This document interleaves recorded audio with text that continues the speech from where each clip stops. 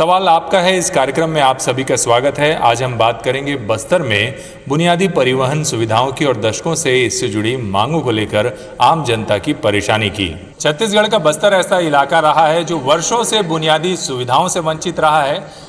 दशकों बीत गए, लेकिन यहाँ आज भी बुनियादी ज़रूरतों के लिए स्थानीय लोगों को एकजुट होना पड़ रहा है। उनकी मांगें बार बार जनप्रतिनिधियों से लेकर दिल्ली तक के मंचों तक पहुँचती है, लेकिन वो मांगें पूरी नहीं होती। इसकी वजह क्या है? लोगों की नाराज़गी क्या है? लोगों की अपेक्षाएं क्या है सरकारों से, अपने जनप्रतिनिधियों से?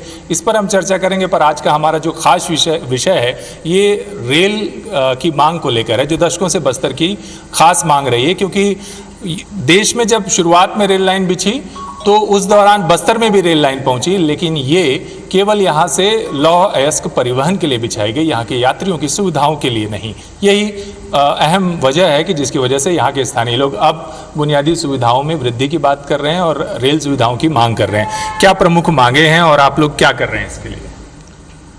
सर्वप्रथम हम लोग की यही मांग है कि लगातार 50 सालों से यहाँ पर की जो बहुप्रतीक्षित मांग है दिल्ली राजहरा जगदलपुर रेल लाइन, जो वर्षों से लंबित रही है, हम लोगों ने पूरे सत्याग्रह के माध्यम से हमारे सभी संघ संगठन और समाजों के द्वारा इसको लेकर एक पदयात्रा भी की थी और सभी हमारे जितने प्रधानमंत्री जी से लेकर रेल मंत्री सबसे एक पत्राचार भी किया, मुलाकात भी की, लेकिन आज दिनांक तक हमको उस पर कोई भी ठोस आश्वासन या कार्रवाई करती नहीं दिख रही है सरकार। अब हम लोग इस पे आर पार की लड़ाई कि चाहे इसके लिए हमको बस्तर बंद करना पड़े, संभाग बंद करना पड़े, इस पर अब हमारे सभी समाज प्रमुख सभी आक्रोशित होकर इस कदम की ओर अपना निर्णय बढ़ा रहे हैं। जी, क्या अहम मांग है और आप लोग को क्या लगता है इतने सालों में क्या बस्तर में ये चीज़ें नहीं हुई?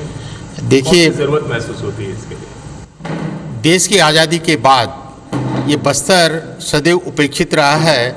बस्तर पूरी संपूर्ण बस्तर संभाग देखें तो ये केरल स्टेट से बड़ी है।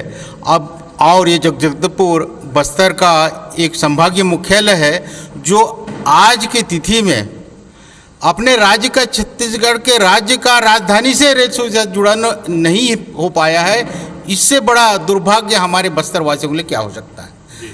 इसीलिए बस्तर में रेल सुविधा को लेकर भविष्य में बड़ी से बड़ी जन आंदोलन करने का निर्णय लिया गया है।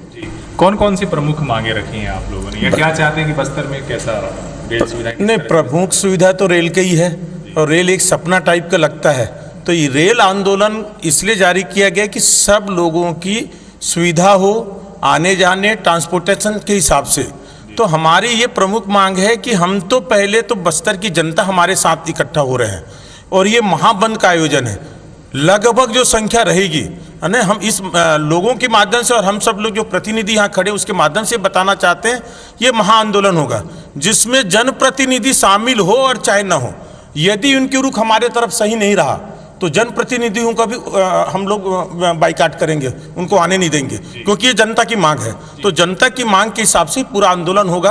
और जैसे संपत भाई और मनीष जी, संतोष भैया सब लोग बैठे हुए हैं, बिल्कुल हम जो है रेलवे लाइन से यहाँ से रायपुर तक की सफ़र रेल में करेंगे अतिशीघ्र। यह मांग हमारी पूरी होगी। कैसी मुश्किलों का सामना करना पड़ता है? मुश्किलों का सामना तो हम हमेशा से कर रहे हैं। दशकों से बस्तर की जनता कष्ट झेल रही है। रेल की सुविधा नहीं होने से सभी चीज, जीवन यापन की सभी जरूरत की चीज़ें महंगी मिलती हैं। हम लोगों ने साल भर से पद यात्रा हो चाहे धरना हो, इसके लिए हम प्रयासरत हैं और ये बहुत आवश्यक है। कौन कौन सी और मांगे हैं जो वर्षों से यहाँ लोग करते रहे? देखिए, मैं आपको थोड़ा एक लाइन में खाली ये बता दूं कि 1918 यानी आज से लगभग 125 साल पहले ब्रिटिश गवर्नमेंट के समय में यहाँ सर्वे इसका हो चुका था कि दिल्ली राजहरा के माध्यम से बस्तर ज़िले के मुख्यालय जगदलपुर को जोड़ा जाएगा। और 1968 में इस रेलवे लाइन के लिए 38 करोड़ रुपए, उसमें मधु दंडवते जी रेल मिनिस्टर थे, 38 करोड़ रुपए का सैंक्शन हुआ था। अब देखिए आज लगभग 55 वर्षों के बाद में इस रेलवे लाइन की लागत कहाँ से कहाँ पहुँच गई है। और आज भी ये, अभी हम लोग जब चर्चा कर रहे थे तो कोई ये कह भी रहा था कि नहीं तो मतलब लोग बाग जन्म हुए और उनका मरण भी हो जाएगा इस लाइन के बिना। वो प्रत्यक्ष उदाहरण मैं आपके सामने हूँ।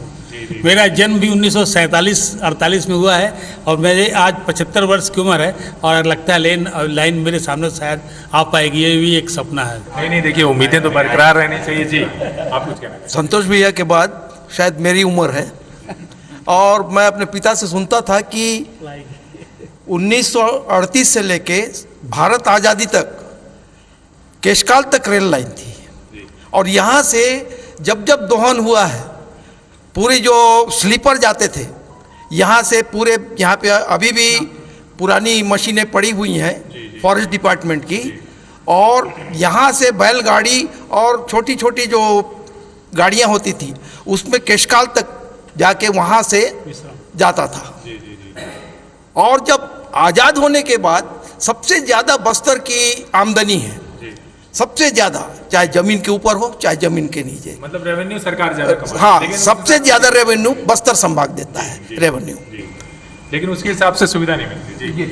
यहाँ पर पिछले 6 दशक से रेल के लिए एक सपना ही हो गया है। यहाँ के लोगों को आना जाने के लिए, अपने बच्चों को पढ़ाने के लिए और ट्रीटमेंट करने के लिए, स्वास्थ्य के लिए रायपुर के ऊपर निर्भर रहना पड़ता है। यहाँ बस्तर में ऐसी कोई सुविधा नहीं है और आने जाने में एक सिर्फ सड़क मार्ग से ही जाना पड़ रहा है, जो बहुत महंगा भी है, प्लस उसमें समय भी बहुत ज़्यादा लगता है। इसके लिए रेल यहाँ का सबसे ज़रूरी साधन है और शुरू होना चाहिए। ईस्ट इंडिया कंपनी की तरह बर्ताव कर रही हमारी एनएमडीसी और रेलवे, इसका सबसे बड़ा खामियाजा है क्योंकि हमारे जनप्रतिनिधि हैं जो सोए हुए हैं, उनको जागना बहुत ज़्यादा ज़रूरी है। यही समस्या क्या है? बस्तर का दोहन किया जा रहा है, अब दोहन नहीं चलेगा और महाउग्र आंदोलन का तैयारी चल रहा है। खनिज संपदा से भरपूर बस्तर, जहां से हजारों करोड़ की रेवेन्यू भारत सरकार को प्राप्त हो रही है और खामियाजा भुगत रही है बस्तर की जनता। हमारे पास साधन सिर्फ एक है, वो है रोड, और जिसमें प्रमुख समय जो है वो जाम रहता है। स्वास्थ्य से लेके सारी समस्याएं जनता के साथ जुड़ी हुई है, इसलिए जगदलपुर से दल्ली राजरा रायपुर रेल लाइन अति आवश्यक है। अगर ये रेल लाइन अब अगर प्रारंभ नहीं होगी तो बस्तर की जनता महा आंदोलन करने से पीछे नहीं हटेगी। जी, ये लोगों को इस आंदोलन तक क्यों आने की जरूरत पड़ी? ये इसलिए आने की जरूरत पड़े कि पंडित नेहरू से लेके मोदी जी तक का जब हम लोग थोड़ा चिंतन अध्ययन करते हैं तो दोष वहाँ नहीं है दिल्ली में, दोष हमारे स्थानीय जनप्रतिनिधियों में है। ये जनता के द्वारा जरूर चुने जाते हैं, लेकिन इनकी मानसिकता जो है वो राजशाही है। ये नहीं चाहते कि यहाँ के लोग भी बराबरी के दर्जा में आए, यहाँ के लोगों को भी शिक्षा अच्छा मिले, यहाँ के लोगों को स्वास्थ्य अच्छा मिले, यहाँ के लोगों का सामान का सही दर मिले। आज स्थिति बस्तर की ये है कि हम सस्ता बेच रहे हैं, महंगा खरीद रहे हैं। चाहे वो हमारा वनोपज सस्ता में जा रहा है, क्यों? क्योंकि इसका सबसे बड़ा कारण ये है कि जो हमारा परिवहन का माध्यम है, जो हमारा परिवहन का माध्यम है वो आज भी ट्रकों से है। और रेल हमारे आर्थिक विकास के लिए इसका दृष्टिकोण को लेकर आज़ादी के तत्काल बाद पंडित नेहरू जी के सामने मध्य प्रदेश के अविभाजित मध्य प्रदेश के प्रथम मुख्यमंत्री जी शुक्ला जी ने भी रखा था, जिसको हम लोग पढ़ते हैं, लिखा हुआ है, इतिहास में दर्ज है वो। और उसके बाद 2015 में मोदी जी भी यहाँ पे घोषणा करके गए और उन्होंने ये बोला कि 2022 तक रेल कंप्लीट हो जाए। और उससे और हम लोगों को ये लगता है कि चाहे वो पंडित नेहरू जी का ज़माना रहा हो या ये मोदी जी का ज़माना है, बस्तर वासियों के लिए वो जो शोषण काल था वो कल भी था और वो आज भी है। वो इसलिए है क्योंकि आप यहाँ का खनन और दोहन को रोक नहीं पा रहे हैं कोई भी नेता। जल जंगल जमीन के नाम पे भी नकली लड़ाई लड़ रहे हैं और अवैध वसूली नक्सलियों का भी है। सरकार इसकी समीक्षा नहीं कर सकती, स्थानीय जनप्रतिनिधि उसको बोल नहीं सकते।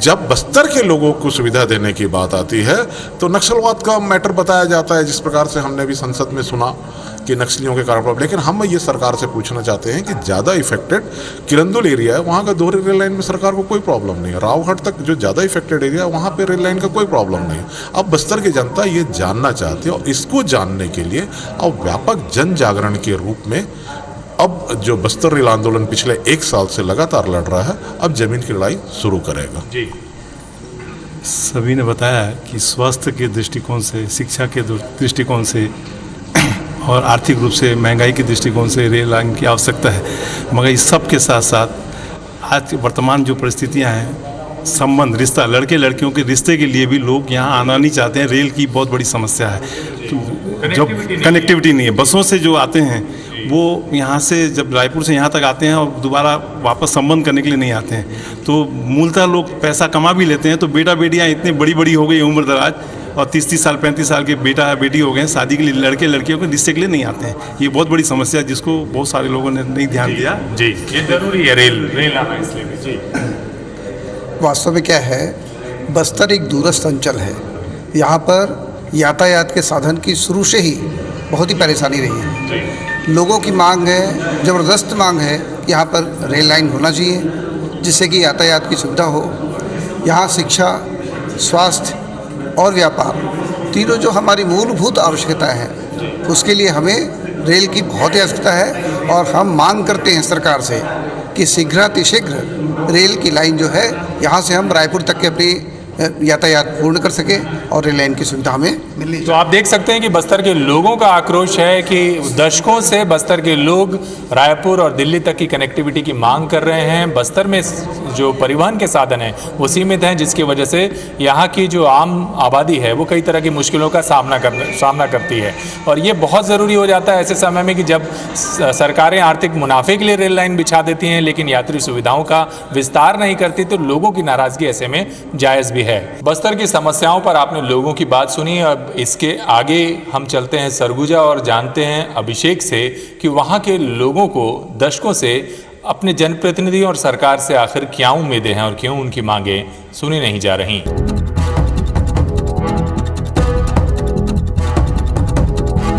नमस्कार, मैं हूं अभिषेक सोनी। IBC 24 की खास पेशकश सवाल आपका है में आपका स्वागत है। आज हम बात करेंगे सरगुजा में आखिर रेल का विस्तार क्यों नहीं हो पा रहा है। रेल वो कड़ी जिससे विकास जुड़ता है, जिससे क्षेत्र की समस्याएं का निराकरण होता है, उसी सुविधा से सरगुजा की जनता बेहद दो चार हो रही है। सबसे खास बात यह कि सरगुजा ऐसा इलाका जहां न तो वायु सेवा है, न तो सड़कें बेहतर हैं जिससे आवागमन हो सके। यही कारण है कि न तो बाहर के लोग यहां आ पाते हैं और न ही यहां के लोग बड़ी आसानी से बाहर जा सकते हैं। सभी में परेशानी होती है और सबसे बड़ी बात यह कि इसी से सरगुजा की एक तरह से विकास पूरी तरीके से रुक गई है। हम इस वक्त मौजूद हैं अंबिकापुर रेलवे स्टेशन में। आप देख सकते हैं कि जो पटरी है वो सरगुजा संभाग की अंतिम छोर की पटरी है। अंबिकापुर वो स्टेशन है जहां पर रेल तो आती है लेकिन इसके आगे नहीं जा पाती। यही कारण है कि सरगुजा के जो लोग हैं वो कई सालों से इसके लिए संघर्ष कर रहे हैं। कई तो जो करीब सालों से संघर्ष हो रहा है लेकिन उसका कोई निराकरण नहीं हो पाया। संघर्ष रेलवे संघर्ष समिति से जुड़े हुए लोग हमारे साथ मौजूद हैं, उनसे बात करेंगे। सरगुजा की जनता है, उनसे भी ये जानने की कोशिश करेंगे किस तरह की असुविधाएं हो रही हैं और कितना जरूरी है रेलवे की सुविधा बढ़ना। सबसे पहले बात करते हैं रेलवे संघर्ष समिति से जुड़े हुए लोगों से। रेलवे के लिए आखिर सरगुजा वंचित क्यों है? कब से आप लोग मांग कर रहे हैं और किस तरह से देखते हैं? क्या सरगुजा छला जा रहा है? सरगुजा छला जा रहा है ये कहना बहुत साधारण बात है। सरगुजा केवल रेलवे में नहीं, वो जब से सरगुजा का नाम आया है तब से यहाँ ऐसे लोग शासक रहे हैं और उसके बाद जो शासन आए किसी भी पार्टी के हों, जो विधायक रहे, सांसद रहे हैं, उन्होंने कभी सरगुजा को अपना समझा ही नहीं। तो जिसको हम अपना घर नहीं समझते तो क्या मांगेंगे? इसलिए न तो किसी सांसद ने मांगा न किसी विधायक ने मांगा। और गवर्नमेंट की ओर से जो कुछ भी मिला, रेलवे की बात करें अपन तो रेलवे में जो लाइन आई अनूपपुर से विश्रामपुर लाइन आई, या वर्षों पहले 1935-36 में एक मांग उठी थी बरवाडी चिरमिरी जोड़ दिया जाए, तो उसमें जो लाइन आई सरनाडी बलरामपुर तक आकर के लाइन का काम हो रहा था, सब हुआ, वो रोक दिया गया आज़ादी के बाद। 1946 में तक काम हुआ, उसके बाद रोक दिया गया। तो ऐसा कहना तो बहुत साधारण बात है कि छल आ गया। छलना तो इसके भाग्य में है, क्योंकि जब तक जनता नहीं जागेगी, लोग सुरखुर नहीं होंगे, तब तक विधायक और सांसद नाम के प्राणी कुछ करें यह संभव नहीं है। क्योंकि जब तक बच्चा नहीं रोता तो माँ दूध नहीं पिलाती। स्वयं को जागना पड़ेगा, तब ये दूर होगा। और यही कारण है कि वो जो लाइन अनूपपुर से निकली तो केवल कोयला ढूंढने के लिए बन के विश्रामपुर तक आ गई, करंजी तक आनी थी। वो चूँकि NCDC ने विश्रामपुर कॉलोनी ले ली उड़ार बहरा, तो उसमें उसको वहाँ तक जोड़ दिया। और इसीलिए केवल चूंकि कोयला ढोना था, वो अनूपपुर से चिरमिरी आई, महेंद्रगढ़ चिरमिरी, उससे तो चिरमिरी से न जोड़ करके उस लाइन को इन्होंने पहाड़ काट के लाइन निकाली बौरी डांड से। आखिर कौन अर्थशास्त्री था, कौन इंजीनियर था जिसने कहा कि पहाड़ काट के लाइन निकालो, शहरों को छोड़ दो? कोयला ज़्यादा महत्वपूर्ण है इंसान से। ये जो आपने बात सुनी उसका साफ तौर पर जो मज्जो मुलाल यही है कि आखिर जो लोग हैं उनकी सुविधाओं को नहीं ध्यान दिया जा रहा है, कोयले ढोने पर ज़्यादा ध्यान है। रेलवे संघर्ष समिति से जुड़े हुए लोग काफ़ी लंबे समय से संघर्ष कर रहे हैं। कितना लंबा संघर्ष हो गया और किस तरह से देखते हैं आप, क्या वो सुविधाएं मिल पाई जो अंबिकापुर को मिलनी चाहिए थी? नहीं, सरगुजा संभाग में सिर्फ साधनों का दोहन हुआ है। यहाँ के लोगों को जो सुविधा मिलनी चाहिए वो नहीं मिला है। अंग्रेज समय से ही सर्वे का काम चल रहा है बरवाडी मार्ग पर। अभी वर्तमान में कई रेलवे के सर्वे कार्य चल रहे हैं, लेकिन जनता की सुविधा के लिए कोई अभी तक उपाय गवर्नमेंट के द्वारा नहीं किया गया। कंपनियों का यदि बात होता है तो लाठी डंडा चला के अधिग्रहण कर लेंगे भूमि का, लेकिन जनता का जहाँ तक सवाल है तो उस पर सरकारें मौन रहती हैं। सरकार मौन रहती है और उस जनता के लिए जिस जनता के वोट से शायद वो उस जिम्मेदार पोस्ट पर पहुंचते हैं कि वो जनता के लिए कुछ कर पाएं। ये बताइए कि कौन कौन सी ऐसी मांग है जो सरगुजा के लोग करते रहे हैं और सरगुजा से अगर ये लाइन जुड़ जाती है तो सरगुजा का चहुमुखी विकास हो सकेगा? सरगुजा से अंबिकापुर से बरवाडी की लाइन बहुत पहले से मांग है आपका, 1937 से मांग है इसकी, और वो भी पेंडिंग में डाली हुई है। अभी जो सर्वे हुआ है आपका रेणुकोट से अंबिकापुर तक का, वो भी अभी नाम सर्वे आता है, लेकिन उसके बारे में जानकारी नहीं है कि सर्वे हुआ कि नहीं हुआ है मैप में। लेकिन ये लोग छलावा के टाइप के रहते हैं मैप में। एक लंगसाई ने जरूर काम किया है, जो ट्रेन यहाँ से चालू करने का लंगसाई का बहुत बड़ा योगदान रहा है। एक सांसद ऐसे हुए हैं जो इसने काम किया मैप में। और आने वाले टाइम के अंदर जब तक पब्लिक जागरूक नहीं होगी ये कुछ नहीं मिलने वाला है, चाहे कांग्रेस रहे चाहे भाजपा रहे। इनको सिर्फ लॉलीपॉप दिखाने वाला काम रहता है। किस तरह की पहल होगी, क्या करना चाहिए सरगुजा की जनता को? पहल का जो सर्वश्रेष्ठ मार्ग है यही है आंदोलन। अपनी आवाज़ मिलजुल करके और ऊंचे स्वर में उठाएं तो मांग मानी जाएगी। और जो बुनियादी कुछ 2-3 छोटी छोटी मांगे हैं, जैसे आलोक जी ने बताया, इंटरसिटी बहुत ज़रूरी है क्योंकि ट्रेन में बहुत भीड़ रहती है। इसको एक्सटेंड करके नागपुर तक बढ़ाना ये भी बहुत आसानी से हो सकती है। जो जबलपुर दिल्ली वगैरह की जो ट्रेनें हैं उनको रूट बदल करके ऐसा कि उसमें लोग रहें, और इसका भी फेरा बदला जाना चाहिए। शिक्षा, स्वास्थ्य और अर्थ, जो कि यहाँ की वस्तुएं अगर बाहर जाएं और उनको पर्याप्त उसको कीमत मिले तो यहाँ के विकास के लिए ये 2-3 चीज़ें अगर होंगी तो वो बहुत ही अभी तत्काल में जो है तात्कालिक ज़रूरत है। और उसके लिए निश्चित ही हमको मिलजुल करके मांग ऊंचे स्वर में उठानी पड़ेगी। मांग ऊंचे स्वर में उठाएंगे बिन जी? मांग तो उठाएंगे सर, छोटी छोटी मांगे हैं। अभी जो ट्रेन आने वाली है इसको आना चाहिए 2:30 बजे, यार ये कितने बजे, 6 बजे, और इसका जाने कोई ठिकाना नहीं है। और जिधर यहाँ के लोग जो जाएंगे न तो कोई लिंक नहीं मिलता। यहाँ से साधारण छोटा सा मैं बता रहा हूँ, चिरमिरी के से रीवा के लिए जाती है ट्रेन, उसको अंबिकापुर से कर दे तो क्या दिक्कत है? इस ट्रेन की भी आवश्यकता नहीं पड़ी, जिसको इसको चला रहे हैं ना, इसकी आवश्यकता नहीं पड़ी, उसी से काम हो जाएगा। मांग क्या है? कुछ पर्चा दिख रहा है आपके हाथ? हाँ, हमारे हाथ में 2 अक्टूबर से हमारा चल रहा है अभियान। हम रेणुका क्या बोलते हैं, रेणुका सिंह जी के यहाँ धरना देने गए, वो 1 घंटे पहले फरार हो गई, जबकि 50 पुलिस वाले लगा दी। हम पुलिस वाले से पूछे कहा इतना, बोले कि एसपी साहब का आदेश है कि इतना बल की आवश्यकता है। मतलब जिम्मेदारों को ये देखना होगा कि अब जब लोग धरने पर जा रहे हैं तो कहीं ना कहीं वो अपनी जिम्मेदारी से कट रहे हैं। आंदोलन की बात आ रही है आलोक जी, आंदोलन के लिए तैयार हैं आप लोग?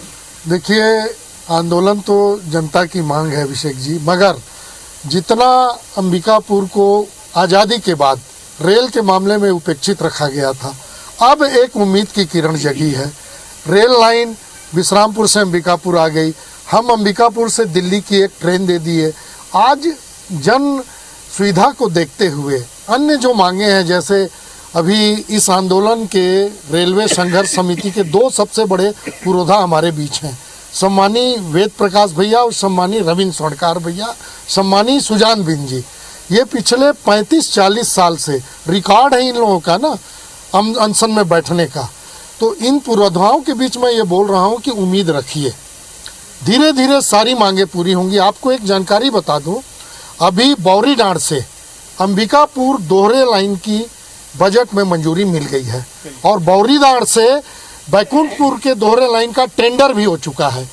अगले वित्तीय वर्ष के पहले बौरीनाड़ से अंबिकापुर दोहरी लाइन हो जाएगी। दूसरी बात, इसी बजट में हमारे माननीय रेल मंत्री वैष्णव जी ने घोषणा की है, कागज है मेरे पास, कि अंबिकापुर से बरवाडी का दोबारा सर्वे, अंबिकापुर से रेणुकूट का दोबारा सर्वे और यहाँ से कोरबा का दोबारा सर्वे। इसमें सबसे ज़्यादा प्रॉफिटेबल रेलवे को रेवेन्यू के हिसाब से जो लाइन आएगी उसको हमारी केंद्र सरकार आने वाले वित्तीय वर्ष में जरूर मंजूरी। सर्वे तो पहले भी हो चुका, लेकिन सर्वे का कोई परिणाम नहीं दिखता। नहीं, उसमें सबसे बड़ी बाधा ये आ रही है सर्वे के साथ कि इकोनॉमिक रूप से रेलवे को फायदा किस में है।